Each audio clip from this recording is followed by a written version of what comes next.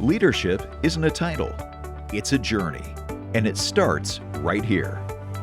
This is the TIMSA Leadership Podcast, where self-leadership fuels professional excellence. Hosted by Eric Kloss, an accomplished paramedic, leadership-focused nurse, renowned speaker, and published author, each episode is designed to challenge, inspire, and elevate you. So, are you ready to lead? Hit that subscribe button and join the movement. I feel like we've done this before. Welcome to the podcast. Thank you for having us. I'm really honored to be here. I am blown away by yesterday's conference. So I literally left yesterday and my brain was just like, oh, this was awesome. So good. A lot of good feedback, a lot of phone calls afterwards with good feedback, encouraging text messages. All the presenters did a really good job. So, and that panel style, we were just saying, they enjoy that. So we have a lot to talk about. Yeah. So for those that are joining the podcast, you are hearing Alex's voice, who just talked about the conference. So let's spend a minute. We'll go around and do introductions. Alex, tell everybody about you, and then we'll go around. We got 4 of us today, so it's pretty cool. Yeah, that's neat. I apologize if I jumped the gun, but no, man, this is raw, man. We're ready. Alex Whitley, full-time job as the paramedic instructor at Columbia State Community College. Been a flight medic for a while. Worked in an ER as a medic, as a tech, actually. But yeah, that's me. That's awesome. Jamie, sitting to my left. Jamie. Alex is right. Yeah, I'm Jamie. I am a critical care paramedic, and these fellas just let me talk about things when I feel like it, so it's been pretty fun. Yeah, I work for Rutherford County, and I had the pleasure of going through Columbia prior to these gentlemen, and it's been really cool seeing what they've done with the program, and now I get to be in the presence of Eric Kloss, which has been pretty impressive, so here we are. Oh my goodness. It's getting deep in here already. You got to present yesterday, so we're going to talk about your part on communication. It was such an incredible, important part. And to my right, we have the famous Greg Johnson. Sometimes infamous. Okay. Depending on who you're talking to. No, Board member. Yeah. Greg Johnson, Program Director, Columbia State Community College. I'm also the treasurer for TIMSA, Tennessee EMS Education Association, and for TAMPS, the Tennessee Association of EMS Providers. The money man. So Yes. I do carry a lot of money, but also serve as the chair of the State EMS Board's Education Committee. So You're kind of a big deal. No, I just don't know how to say no is the problem, and people keep asking for involvement. So We're excited. You've been so instrumental on supporting the podcast for 3 years, and of course everybody knows Lee, the producer, and this has been a pretty cool journey. I know most people just hear my voice, hear me talk about Lee, but there's a group of us that are doing this, and the support with TIMSA is pretty amazing. I want to take you all back to, Alex, what you were talking about, this provider conference. You have taken the lead on that, and I think it would be helpful to kind of level set with how we got to that point to where we put the conference on, and really what it meant, and then what it turned into. So I'll start us off. So there were several of us with the state EMS director, Brandon Ward, at one of our leadership tables that we have had probably for the last 5 years. And the idea came up about what are we doing for the new providers and the students that have never been exposed to what we have all been exposed to and wish that we had. And so the idea was launched, and then it just was like, we need to be in front of them, and we need to get together, and we need to have a conference. And so through the group of the board at TIMSA and a group of leaders, this is how it came to be. So yesterday, which would have been Tuesday, the week of TIMSA, we had the first conference, and we had over 100, wasn't that right, Greg? Mm-hmm. Over 100 people registered. The majority of them were students at a program, and we had several programs that were represented. Then we had a few providers that came that were less than 5 years. And so, Alex, let's pick us up from there about kind of what your impression was. We all did portions of it, which we were super excited. And so let's go back to your original point. So we didn't have starting point. I don't think there's anything like this going on across the country. And here we are, and we just like, here are topics we think. And so kind of pick up from there about, what your impression was and what were some of the feedback and the calls that you got. Right. So I was, I think, somewhat of a liaison between this classroom and the provider world and the leadership world, and I'm honored to have that role. But like, I'm just constantly in those conversations with students, and they have a lot to say, and they have a lot of interest and very enthusiastic about these careers, and so I'm kind of always hearing themes, what they're talking about. And so when you guys ask, like, hey, let's work together and kind of piece together speakers, and the content was kind of already frameworked, but like, how can we get that content out there? So I just kind of went from just things that I hear them talk about and feedback that we get from them. We encourage a lot of feedback in the classroom. So we had a couple of panel sessions with a mixture of providers. So anything from a community paramedic to a flight paramedic to an AEMT of 40 years. And then again, from little new experience in their roles to, again, AEMT of 40 years. And it was awesome. That was one of my favorite parts. But yeah, so we had that panel discussion, and we also had medical directors panel as well. And that's when a lot of people started realizing how bright the future is because of the way they're asking questions. And it's eye-opening. It made me realize, well, that's why I see the brightness. I'm in there every day, and they're asking me these questions, and their questions are coming from this place of just super enthusiastic, again, just super excited. But that's when it was neat to see colleagues and you guys, like, whoa, these questions. And really, really neat to see that. It was really powerful, and I want to pause for everybody listening to this because we hear a lot of hallway conversations about the younger generation, right? And some of us that have been doing this a while.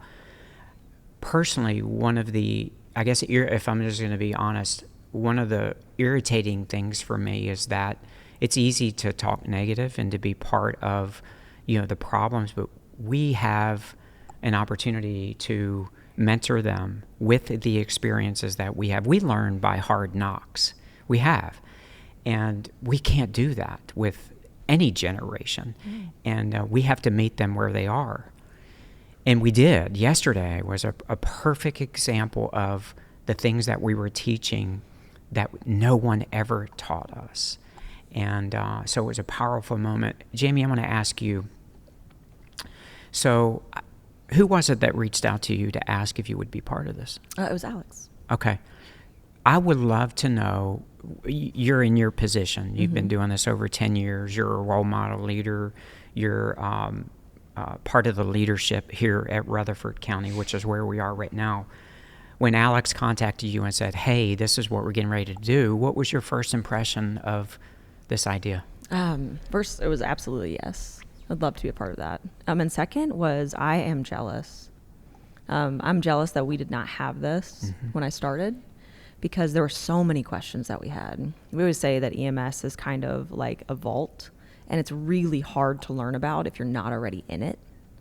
And even like down to starting, like, how do I even get into that program? We've all been at a gas station where somebody is like, do you have to go to school for that? Right? It's really hard to break into. And then even as a new provider, you don't know what the state board is. You don't know where to get resources. It's just really difficult. And when Alex talked to me, they're like, we're going to do a new provider conference. I said, that is gold, because these new providers are already going to be stepping off on such a brighter foot than we got to. And I think that that's beautiful. And that's the point of forward momentum and forward movement, is to set them up better than what we set up. It's like having kids. You want them to have more than and better than what you had.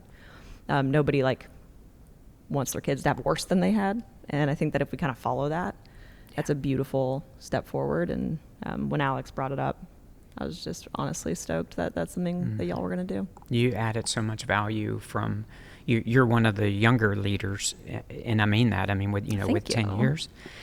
And So this is exciting, I think, for us to be able to look at who's going to be taking over these projects in the future. And that's probably the biggest joy for me now, is to be able to sit in the back of the room and watch. And it's fulfilling. And I'm like, yeah, I mean, this is what we are supposed to do as people that have been doing this a while. And Greg, for you have an interesting view because you've been doing this for many years. You're involved in the state committees. You're involved with TIMSA. You have conversations with major influencers within the state. Tell us about when this idea came up and you being part of those conversations and helping us be here at TIMSA. Like, was it exciting? What was your emotions when you were like, man? And because you run a program, and Alex is part of that program, you get to see firsthand where the gaps are that you can't teach. You want to teach, but there's only a limited amount of time. Sure. Yeah, we incredibly excited when this conversation started, and this kind of morphed into what happened yesterday. It's absolutely incredibly exciting to have this. And Alex hit the nail on the head. This generation is not bad. Roy Brooks, everybody knows Roy, that teaches at Columbia. He's got a saying. He says that this generation's not bad. They're just different. And I remember, actually, it was a speaker from Vanderbilt that came to the college and was talking about this generation and mentioned that phrase, you have to meet them where they are. And I remember pounding my fist on the table and saying, absolutely not. They'll meet me where I am if they want to be in EMS. And man, it took a little while, and I remember Roy saying one day that phrase about this generation not being bad, they're just different. And when I started to embrace that and listen, like Alex has done in the classroom, and you start hearing their voices and you start hearing what they're saying, you go, oh my gosh, they really aren't bad. They're a really unique group, and they have a lot to add to this profession, and they're doing and changing things in this profession that are things that I would sit there and go, well, we can't do that. And they'd say, well, why? And you go, because we can't. And I have a reason. And now I look back and I go, why have we been doing this way all this time? We've been killing ourselves. So it's incredibly exciting for what wisdom we have that we know works, to be able to share that with them. Because I think Jamie's right. I mean, these are things that some of the stuff they got yesterday, even stuff you talk some financial stuff that, my favorite thing about being a program director is watching a paramedic graduate and then they go buy the $80,000 truck that they can't pay for. So things like talking retirement, what compound. I mean, who would have talked to me about compound enders? And how important that is. So it's an incredibly exciting thing that we did that happened yesterday, and I can't wait to see this continue across the state. Me too. I was telling, I think it was you guys, Alex and Jamie. We're here at the conference, and in the vendor hall, there's a lot of conversations that happen, and I got to meet one of the new providers. And we were talking, and I was like, what did you think? And he was like, wow, that was amazing. And I said, what was something that stood out to you? And it was a really humbling experience, because he said, you all care about us. And that's what we felt. And I almost, like, I couldn't say anything. I'm like, you're right, we do. And that's why you're here, and you're important, and you matter. It was a powerful thing. That if you're judging how this, if we made one person feel that way, that they matter and they're important, pretty humbling experience. Can I tell you, I shared this with Alex last night. All of you noticed yesterday, I think, there was an individual that sat in the back of the room that lit paper on fire. She was writing that many notes. The first panel session we did, I think she had like 10 questions. She did. Right, rapid fire. Caught her out in the hallway. She flew in from California to attend this. Oh my goodness. Heard about this on social media. She's in a program in a college out in California. The professor hears about it on social media, shares it with her, and she flew out here just for this. To For come the be a part provider of or this. for TIMSA? For, Is she for, here for, now? No, for the new provider conference we did yesterday. That's the only thing she came for. What was her We got thought? a chance to, and she thought it was incredible, and just wished that California was doing something like this. That is wild. Wow, I'm hearing that for the first time. I like. Absolutely. And she had fantastic questions. They were pointed. They were thoughtful. They're very good. Wow. It was super neat to talk to her yesterday after everything was over. So this was not a local. Yeah, this was not something that, I mean, I think that was the intention, right? Let's hit our small circle, but the social media presence and how quickly this got out, I think, like I said, to have somebody fly literally across the country for this shows you how impactful what happened here yesterday was. It also makes what that student told you that he really feels that you care so much more powerful, because that like transcended state lines at this point, which is very cool. Wow.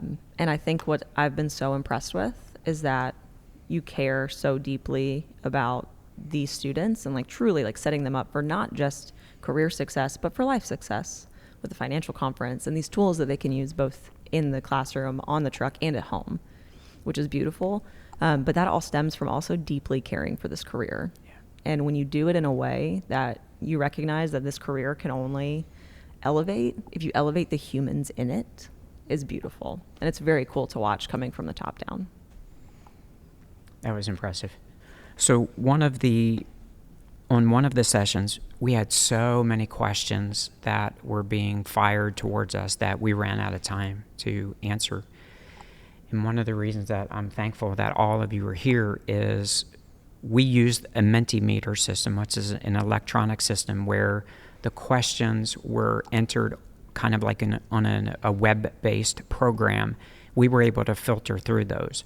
So for those that are listening, that was a great way to do a Q&A because we got to take 2 or 3 of the similar questions and lump them into one, but it also allows you to see the questions later on to be able to make sure that are addressed in the future. So if y'all don't mind, I'm just going to look at some of these questions and give us an opportunity to answer these, which are incredibly thoughtful. So here's the first question. Is if you had to go back to day one of your career with the experience that you have now, what would you prioritize and what would you change? So whoever wants to go first, what would you prioritize knowing now, like you go back and you're 10, 20, 30 years into this? I think that, I'll jump in. I Please. think that I would now, knowing what I know now, I would prioritize attitude. I fell really hard into, in order to fit in this career, you have to be grumpy. You have to be mad about the silly calls and that you're not taken seriously unless you behave in such a way. And I think that going back now, having the attitude that I have currently, which is still a work in progress, but is far more positive, and surrounding myself with those people that have a like mind in that way, if I had done that younger, I think that I would have been much happier much earlier. And so there's 1,000 things that we can say, but I think that attitude really, truly encompasses all of it. And I'm excited to encourage younger providers to stay excited and to stay happy. And if they're in a situation where they're surrounded with a lot of people that aren't, find a new situation. Because you can change your environment, but it's hard to change the people around you. Yeah. I think that's really great. I think that's what I would change. What was the second part of your question? So the second part of the question was, is there anything that you would change if you had to go back to day one knowing what you know now? Yeah, I think that's it. I think it would be attitude. Yeah, attitude. Yeah. What about you, Alex? That, again, question from the crowd, and it's a really insightful question. And I'm with her. I don't know that I would really change anything for me personally, except just get to where I am faster, and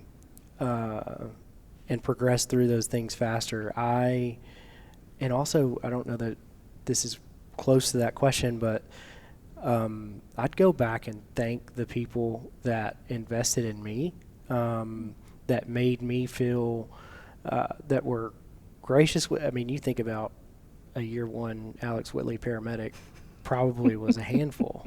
I think probably we all are, Alex. I mean, if we're young and we're paramedics. Yeah. He's still a handful. I just want to make sure that's... But you think about that guy, and just the amount of patience that I had, that, because I know not everybody's getting that, and I think that's part of why we're doing what we're doing is, or at least for me, it's so natural, is because I had that. I had so many people that were so patient, and honestly, I think I would just probably be a little more gracious and thankful throughout the way of, like, I know I'm in the learning phase. I appreciate you being patient, and then just maybe soaking it in more, you know, and being thankful that I was being listened to, and given opportunities to grow, and just being mentored. So I'll just go back and say thank you. Yeah. I love that. What about you, G? I think for me, probably it would be coming to a sooner or quicker realization that it's all about my patient. I'll be honest, when I got in this profession, it was about wearing the cool Rutherford County EMS. I think their uniforms are just cool. I was part of that change, by the way, years ago. Well, they look sharp. They do. He said, no more white pants. We're done with this. Yes. You know, school for me at the time was about getting to put on that uniform and how I would look and the things that I would get to do, and I would get to make a difference. And now it's more about the patients and knowing that it's all about them. There was a textbook that I used in EMT school, and on the back, the slogan was "It's all about people." And we cited that slogan in school, but it didn't mean anything to me. And I think now with teaching, especially this new generation, we're pushing that concept a lot sooner. Even things like academic misconduct, right? Something that may seem harmless in English 1010 to plagiarize a paper, but in this profession, how important it is, because you realize that that's somebody's life on the other end, that it matters, that you work hard, that you're willing to put in the effort, because at the end of the day, it's all about people. Yeah. Yeah. I think for me, after hearing what you all had talked about, which encompasses, I think we would all agree with everybody, I probably, if I had to go back knowing what I know now, I would have taken, like, we didn't talk about leadership. Like, I didn't know and we talked about at the beginning of the class today, the most important thing you're ever going to do is lead as you in every aspect of my life, whether it's health and it's spiritual and it's career. Like, I would have focused on, okay, this is an intentional thing. Leadership is not going to be automatic. And I'm going to throw a wrench in here. And if I had to change something, it was very interesting. I've never shared this. Is I lacked self-confidence when I came in, and maybe that was shown in a way of having a chip on my shoulder as a 20-year-old medic, overcompensating because I really was insecure. And I was teaching ACLS to a group of CRNAs, and they knew what they were doing. Like, I'm just checking the box. This is the most intimidating class ever. I'm like, what am I doing? Like, y'all know this. I mean, they could rehearse it. They could do it backwards with their eyes closed. And I'll never forget, I had been a medic about 10 years, and the door was closed. I don't know if they had this conversation before, but they're like, all right, we're going to have a serious talk with you. It was a small group of it. And I'm like, oh, like, what did I screw up? And they said, what are you doing? And I was like, it was like, what do you mean? Yeah, I'm insecure. And they're like, you need to go back to school, and you need to further your education, because you can add to what you're doing. You have such a foundation. And that was a big game changer for me, to realize that I could do more, and I could take and add to my medic and also serve. Now that I know, it's serving in a different way. It wasn't that I was abandoning the field, but I was becoming more educated. And that was sort of the beginning. And I'm so glad, and we're not trying to promote go on and get your degree, whatever. Everybody's on a different path and different journey. But understanding that everybody has the potential. Do what you want to do what you love. If you want to teach, go into teaching. But know that you can do that. And it took those individuals being hard-nosed with me and getting up in my face sort of to say, do you realize your potential? And I was like, no, I didn't, but thank you. And that spun the wheels. And after that, I was like, okay. So those are the two things I think for me. Yeah, and I think the question back to that, it's so fun to think about the motive behind that person's question. So again, conference, new providers, mostly students in the room and some new providers, but they're asking that question because they want your answers, and they want to reflect on those answers, and they want to apply that to their experiences. Yeah, it's very cool that they recognized that there's knowledge in the pitfall.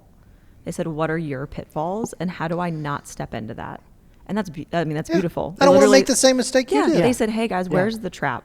Yep. And they asked questions, and gosh, I wish I would have listened when I was brand new. Yep. And that is what they did, and that's beautiful. That's it. So here's the next question. I love this. What advice would you give a new paramedic, or let's say EMT, who has their sights on leadership? What would you tell them? You all have these conversations all the time, by the way.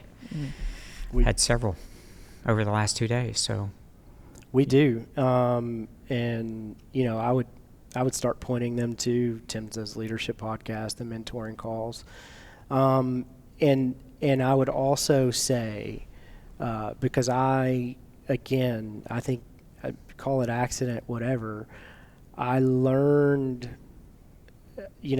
started teaching at Columbia State. Already had a great mentor there, and some of the practices, some of the things that were being done were the right way to do things. And I worry, or I point out all the time, like, what if I'd have learned the wrong way and I was stuck in a mindset that I thought this is the way? So I would just say to that person that's looking to get into leadership, first, just make sure who you're learning from is somebody that you really do respect and somebody that is doing it the right way. Because I think I just got lucky, and I think about that all the time. Had I gotten, taken a different path, I could have been in a place where this is the way we do things, and I wouldn't have known any better. And I don't know that I would have had the thought to think maybe I should do some research, right? So I would just tell that person, be very careful and intentional about who you're emulating, and make sure that it's good stuff that you're following. Yeah. I'm going to ask a specific question for you, Greg, and Jamie. I'll start with you, Greg. So you have somebody that approaches you and says, I want to serve on a state committee, and I want to be part of that. I want to get into the TIMSA leadership organization and serve on the board and to be an ambassador, whatever it is. From your position and your seat, what advice would you give that provider to say, I want to do the things that you're doing? It's super easy for me to answer this question. The easiest question you'll ask me all day: show up. I knew you were going to say that. So Alex knew. We all probably sense that. There is great depth into that about what do you mean, and I want you to get this detail. It's not just showing up; it's the posture that you are coming in with, as in you're not showing up. I'm using a metaphor with your arms folded in the back of the room. Dive deep into showing up. Yeah. So that's where it started for me. As I was at a meeting at the state office, just happened to be there. I was tagging along on the coattails of the man who came before me, and I asked a question about why things were the way they were and why this person had a certain amount of influence they had, and the whole room turned and kind of looked at me like I was crazy, and they said, because he's here at every board meeting, and when the board has questions about policy or about something, they will, on break or even sometimes during the meeting, they'll look to him and say, hey, what do you think about this? And I said that day I would start being at every single board meeting in person, that I would come to every committee meeting that I could get to, that every regional directors association meeting that I could get to, every board that I could get on, because the people that show up and that are willing to work, they get to change and influence the system. And I know that I don't have all the answers, but I know that I'm willing to roll up my sleeves and surround myself with folks like yourself and folks sitting here that are willing to work. And yesterday is a perfect example of that. Of you show up to a meeting and this idea gets pitched and we all go, let's do it. Let's roll up our sleeves and let's get to work.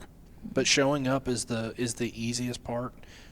So many doors were open when I just started saying, okay, I can sit at home today and play on TikTok, or I can go show up and be a part of this. Yeah, and I'm going to add to that because he knows what I'm about to say.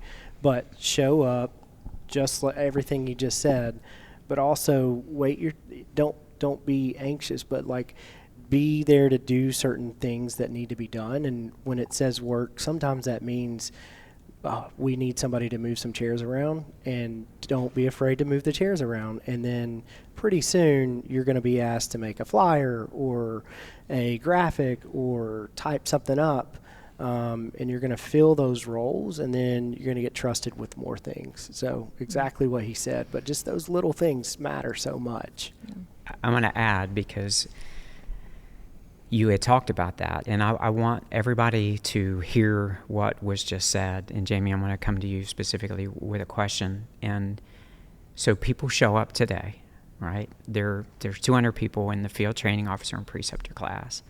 And right away, Director Ward introduces us, and we get up on stage, and we have the mic, and we're having audio issues, and we're making fun. So they come in, and then boom, we're on stage, and they see us, these figures of, wow, we want to do what they do. But they weren't here yesterday when we were borrowing chairs and walking across the hotel, and Lee and the AV team were troubleshooting the AV stuff for hours.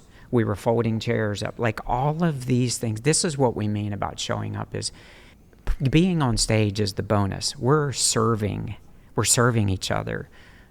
Hey, what do you need? Like, I'm going to go get lunch. This is the part that I think is underappreciated, because the other stuff is over-glorified. But most of us, have 5% of what we do is behind the mic or is up on stage. It's not about that. There's so many things that happen with showing up. And that's what I would encourage for the new leaders, is have great posture, show up. But if you see something that needs to be done, you're not too good to pick a chair up and carry it across the room. And you'd be like, oh, there's a piece of trash. Like, these are the things that matter. And it's a powerful thing. Serve Strong Corbin Scott Goode Memorial Foundation is proud to announce Corbin's Hometown Heroes 2025 Bash on October 4th, 2025 from 7 p.m. to 11 p.m. at Fairfield Glade Community Center in Fairfield Glade, Crossville, Tennessee. You've never seen an event like this before. Tickets are limited and already being reserved because the demand is that high. 100% of the Hometown Heroes Bash will go directly to help first responders and their families. This incredible event will have an amazing buffet featuring barbecue chicken quarters, smoked sausage, pulled pork, soft drinks, beer, and wine for the first 2 hours, as well as a cash bar. And if that's not enough, there will also be an exciting live auction and a huge silent auction featuring worldwide vacations and once-in-a-lifetime experiences, autographed celebrity and sports memorabilia, designer jewelry, and handbags, as well as raffles giving away a wide variety of prizes. Do not miss your chance. Call your friends and secure your table of 8 now. Call Shannon McGee today for tickets and details at 931-260-1981. That's 931-260-1981, or visit servestrong.us. That's servestrong.us and click BASH. Serve Strong believes first responders are hometown heroes wherever they live. Come on out to Corbin's Hometown Heroes Bash event in Fairfield Glade, Crossville, Tennessee. Call 931-260-1981 or visit servestrong.us and click BASH. And Jamie, for you, specifically, advice to the new person wanting to get in leadership, you have a different perspective. You shared yesterday that you have an interesting, where you flex with being a provider. Sometimes you're wearing captain, supervisors, and I know, supervisor, lieutenant, like it's all intermingled, right, with leadership. So you have a fresh perspective where you haven't been in that role for 10 years and you're not on the truck. So what would you say to the new providers that are like, wow, I want to do what you do? And you're advancing your way. Like I see in 10 years, like if you choose, it's up to you. You're going to be behind some of these roles that are people are going to come to you and be like, how'd you get to be the director or whatever it is? I'm just using that. But no, it is, I think that my very basic advice is like, bruh, listen. Just listen. Sit down and be the person that listens more than you talk, because that was not my MO at the beginning. I had a lot to say and I knew a lot of things. I had just graduated college and man, did I have like a chip. And I walked into this field and I said, oh, like, you can't tell me anything. I got this. And then I realized how much I could learn and just listen. And they will respect that from you as well. Your leadership will. And in regards to showing up, I love that sentiment. Like, you have to be in the room for your opinion to be considered. And so you have to just sit in the room. You have to be present. You have to have good ideas. But I'm not like a huge idea person. My brain is pretty linear. It is ADD as well, but I don't have these like grandiose ideas, but gosh, do I surround myself with people that do. Yeah. But I can communicate and I can talk and I can put that foot forward. Right.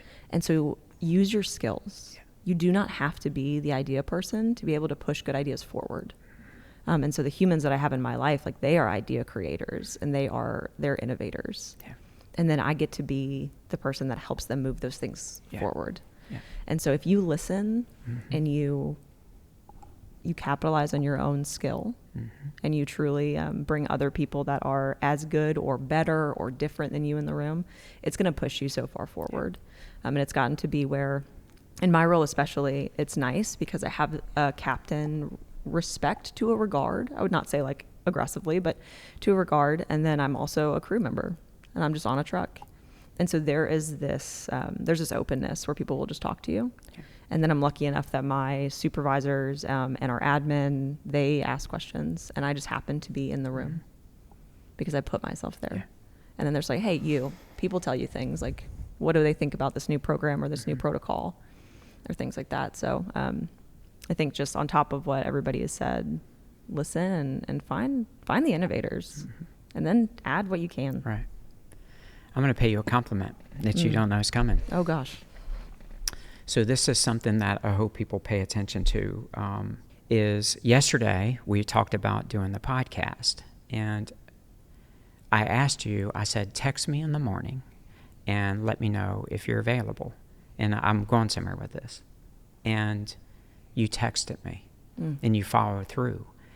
And to me, like that is such a little thing that people don't appreciate. I'm going to give you a negative example here in just a second, but that is why you're in those positions, because you follow through with what someone asks you to do. That is such an underappreciated, because people are like, I want to do this, and they never follow through. And I'm sharing it publicly, but it's very important. Sometimes I'll get approached and be like, hey, when do I would love to spend time with you. And I had this happen recently. And I want to meet with this provider, and I'm like, hey, I have a busy month. Like, I'm traveling a bunch. I'm out of town. I'm at this conference. Put on your calendar to reach out to me in September, and then we'll find a time. So what I have done is and this person wants to continue in the leadership journey. And he followed through once, which was very impressive. And this time, and I wasn't blowing him off, but at that point, I'm going to know, as in how far I'm going to use my influence to introduce him to people like you. That is such an underappreciated thing, that if you tell somebody you're going to do something, or someone of influence asks you something, put it somewhere that you're not going to lose it. I live by my outlook. I have to. And it's a struggle sometimes, and I do miss things, but that is the responsibility of a leader. So those little things, you did something intuitively because that's who you are. That's why you're in the position that you are. So it's a great thing to see, but very few people actually do that. And I don't know how much time we got, but I'm going to turn the mic over to you all for you all to ask a question that you want to, and then we can all, take a turn in answering. But I'm not going to read any more on here. Those were some of the most standout questions, but I would love to hear kind of what's on y'all's mind, and if there's anything you want to talk about. I think this is really for, honestly, for everybody, because you guys all talk to new providers and kind of keeping with our theme. What are you the most excited about coming out of these new providers that you're seeing in school and that are contacting you and asking for advice? What are you most excited about? It can be clinical, it can be personal, any of the above. They remember my question yesterday, describe EMS in the way it is now in one word, and then describe the future in one word. And I was in a different mode, and again, mine was racing, but the word that I would say is like bright. The future is so bright. This group that's coming through, I don't even know. It's going to be exciting. I'm most excited to see them do things that I don't even know what they're going to do. Like, so cool. No idea former students going to be hosting their own podcast, right? Jamie, by the way, he's looking at Jamie. Well, I was like, Jamie is that and me? Aubrey, yeah, Aubrey. You know, that is like, that's what I'm excited to see, is just what they do. And again, reminder, our responsibility as the pappies, we'll use that word, as the older generation, to invest in that, right? And it's going to be incredible. Who knows what EMS is going to look like in 5 years, 10 years, and Isn't especially it cool? it is so cool, and especially in the state of Tennessee, and the state of Tennessee doing so much to, number one, I don't think anybody, you can edit this out, we had some issues in the state of Tennessee, and then we got some leadership that was like, first of all, let's identify these issues, and now let's figure out ways to make things better, and now we're passing it down and letting this thing blossom. So Tennessee EMS in 10 years, if we keep going like we're going, and we got to keep feeding Greg, and Lee and all these guys that are doing behind the scenes work at, late at night, putting stuff together, and if we can keep them energized and doing that part, then and investing in that future, it's going to be amazing. Yeah. How about you, G? So I think mine is the questions that they ask. This group is all about the why. They don't do things because you told them to do it. They want to know why. And man, that's such a deeper level of thinking and doing. And we are challenged. We joke about this all the time. Do not step foot in a paramedic classroom right now unless you are absolutely prepared and ready to go.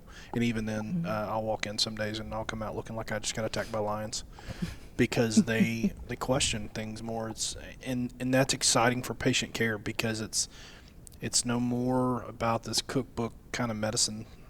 They truly want to understand the physiology and the patho and the anatomy and everything behind what they're doing.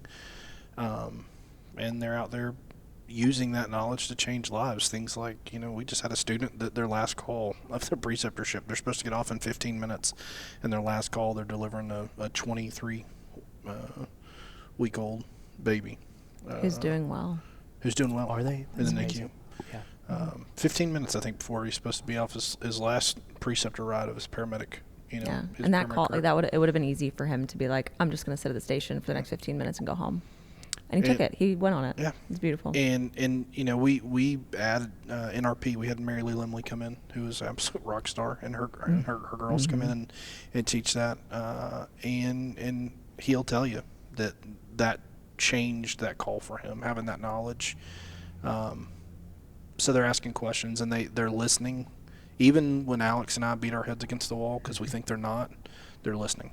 And that's what I think I'm most excited about. Mm-hmm.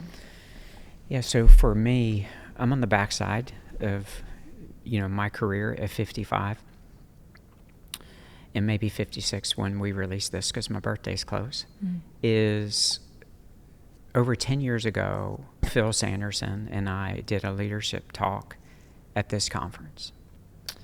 And no one was doing leadership stuff. And I'll never forget the people that came to that session were some old salty people that we were just like, we love leadership. Like, these people blow us away in experience, and the folding of the hands in that room and the sourness towards what we were doing. And to fast forward, this was probably over 10 years. It was over 10 years ago. To look at a place now where we have trained hundreds of young providers how to be leaders. That's one. And that they're inspired and they're saying, you care about us. But this is another super cool thing, is to be here with a group of us. There's maybe 30 of us. Phil talked about this. that you all are leading the charge. Like for me, there's such great joy to be in the back of the room and watch you all do what you're doing. I never thought it would have happened in my career. So that, they say a leader is going to be judged on succession. Because if you build something and you leave and it falls apart, Phil and I's conversations were early on was, if this blows up, like, we want to make it so big and to be part of something so big that when we fade off, nobody's ever going to know. And that is what I'm most excited about. So it's about the providers, that we care about them, but it's about you all that are true. Like, I can't even put it into words. It's one of the most coolest things I've ever felt. That's very cool. So that's what it is for me. That's what it is for me. I think I'm going to answer my own question.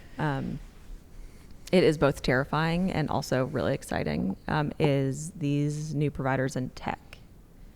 Is that this is the first generation that we have coming into EMS that has lived and breathed with a phone in their pocket. And I don't know how you guys are tackling like teaching through that, because they have all information readily accessible and they have their whole lives. So they're very efficient at finding information and searching through content. And I am so excited to see where that brings us, because the efficiency and the speed in which they can move through that information is so impressive. And there's obviously pitfalls to technology, but to watch how they use it. And I've been so lucky that I'm in a station with people that are like 5, 6 years younger than me. And even just in that gap, they are so much more tech savvy than I am even. And I've gotten to learn so much from them, even just in like my partner, Aubrey, she has a 3D printer and she has an entire business based around 3D printing products solely for use in EMS. And I didn't even know that was a thing. I didn't know you could just print things yourself. And that is so cool to see how they're using technology moving into this field. And that's what I'm so excited about, is what are these youths going to come up with for tech and EMS? I think it's terrifying and it's awesome all at the same time. I love it. Yeah.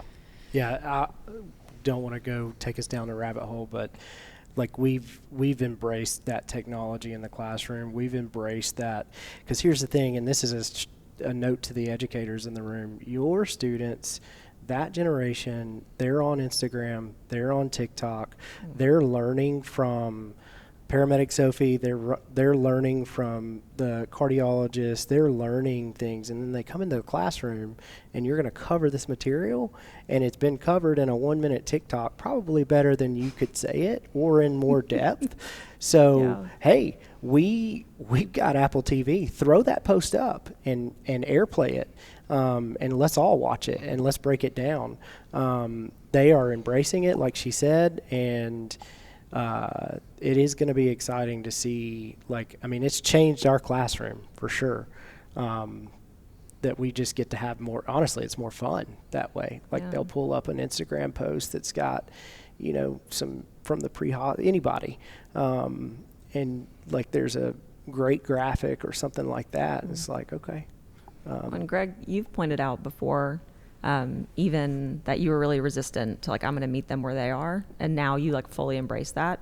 Something as easy as embracing tech in the way that you text your students now, reminders, instead of emailing them, because you know that they operate on texts, right? And so instead of being resistant to that and saying no, you will use email, you said, okay, I will get 99% compliance if I just shoot you a text and I say, hey, don't forget about your quiz online. That's embracing tech, and that's embracing the new generation's way of thought. And that's what moves you forward as a program, as a mentor, as a leader. It's very cool to watch you guys embrace their way of existence. And that's how you make things better. Yeah. I remember when the church that I went to when I was growing up, they first put up the songs on PowerPoint. And I remember the preacher got up and he was like, hey, look, we've asked for this. Don't go get mad at the guy running the sound booth, right? We've asked for this. Just remember there was a day when a songbook was new technology. So this is not, we're not changing the rules of the Bible here. It's just new tech that we're using, right? And I think about that in the classroom setting. There are educators who, when I say things like that, and I tell the story about the conversion rate on something we've emailed out, whether it's a quiz or a change of major form, that they still get angry. And I'm like, why? I'm making your job. I'm telling you right now that if you'll just shoot them a text, and you can use something like a Google Voice for free. You can even type on your keyboard. You don't have to text on your phone if you hate texting, and shoot them a text, and you get near 100, if not 100% conversion rate on that. Why would you keep banging your head against the wall? And you're right. The tech piece part of this with this generation, it makes our job easier to the point where when I talk about pounding my fist, I go, why was it like that? Why did I fight that so bad? Me too. Yeah, and we may be pivoting down an unintentional rabbit hole here, but to that, like, may be helpful for people to because I am that kid. Maybe that's why I relate to them so well, is because I'm the same way. But they'll pull up their phone AirPlay to share something, and you'll see the email app, 6,796 emails, right? That's why they're more compliant with the text, because they're getting emails from Costco, from Nordstrom, from Old Navy, from everything, right? And it's a lot of noise, and they're just not. They're done with it. So, just again, they're not bad. They're just different. And honestly, we hate those. All of us hate that junk email, right? So maybe if we embrace that system, we might have a little less stress in our lives. Absolutely. Man, time flies by. Any closing thoughts from any of y'all over the next minute or so on what you want to say to some of the audience that's listening to this? We've talked about a lot, amazing conversations, but closing thoughts, anything you want to say to the people listening? Is there a way to engage, like if we have any new providers that are hearing this? Obviously, we hope that we'll be doing this again next year.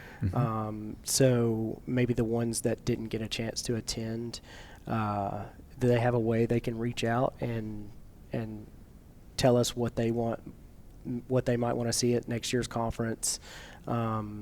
Things, topics, whatever, speakers, those kinds of things? Yeah, I think, and what we can do is talk about setting up a forum maybe on the new provider association website, maybe the TIMSA website, where there's a forum where they can easily just drop some comments, but we'll figure that out. And then what we can do is just talk about it on the podcast. But I would say check both websites. Greg, what's the website for the association? So TIMSA is TNEMSEA.com, and then the Providers Association is TNEMSproviders.com. Yeah. They can also leave a comment right on Spotify. This is going to stream That's on what Spotify, Apple, YouTube. So we get those comments. So that's a great place as that's well. what I was saying. Those Comment platforms, on absolutely. Yeah. Definitely. And if this was lost on anybody, this is how decisions are made. So get in the room. So if you have a suggestion down to what kind of forms you use, get in the room. That was a cool moment. You can make an Outlook form, a Google form, you can do all kinds of things. But this is the environment you want to find yourself in, because if you have a good suggestion on what form do we use, like how do we get content and get comments and all the things, that can start kind of that tumble into leadership. So it's happening literally every moment. Greg, anything from you? I think I'm just, like I said, I remain excited about our future. These two, I'm excited about.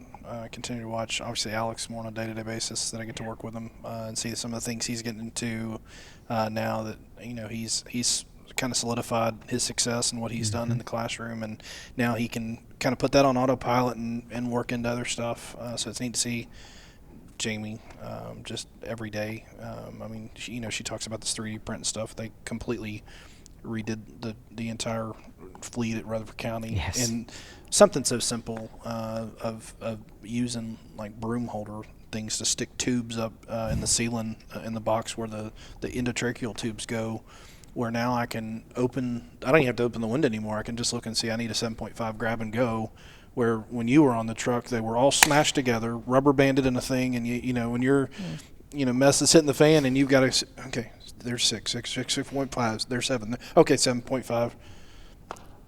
It's not just fun, cool tech. It's not just some cool little thing that they printed. They're seconds when they matter, something that they invented. So it's cool to see what these two are doing, and the people in their circles. It's cool to see what you and Phil do with the leadership stuff. Darren and Sarah in there speaking now. Jason's fixing to go in. The new mental health stuff. I say it often about Columbia State, about the EMS Academy, and I say it often about Tennessee and EMS. It is lightning in a bottle right now. It is lightning in a bottle. I love it. Well, thank you all so much. Really, this is truly an honor to be able to have all of you here, 4 of us talking. And for those that are listening, we want you all to remember that we do this for you all. Y'all make a huge difference in serving our communities, and we're grateful to be part of your journey. And we look forward to seeing you and visiting with you again soon. Thank you for joining us.